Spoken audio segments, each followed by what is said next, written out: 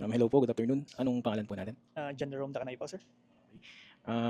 Paano mo nalaman tong shop na 'to? Ni-refer lang po ako nung tito ko. Sabi niya po, maganda po dito tapos satisfied daw po ako sa gupit ko po. So bali first time lang kitang gagawin, 'no?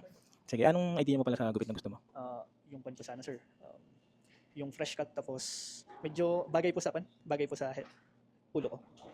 Bali makapal yung buhok mo na medyo kulot siya, 'di ba? Puwede naman sa'yo yung total gusto mo, yung medyo maiksi siya, puwede natin siya i-mid fade na zero para malinis siyang tignan. Tapos dito sa taas, i-layer na lang natin siya, i-blend ko na lang siya para mas madali mo siyang ayusin, 'no? Okay po, sir.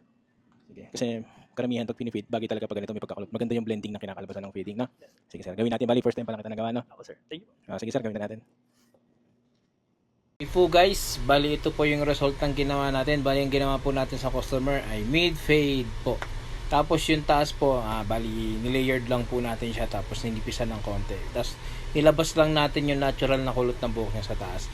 Bali yung gilid niya, mid fade siya, medyo high na transition siya ng konti. Ininis natin siya mabuti. Yan po. Bagay naman sa customer at nagustuhan naman niya. Salamat po ulit sa pagnood sa video ko at sa walang pagsawang pag-follow and pag-like.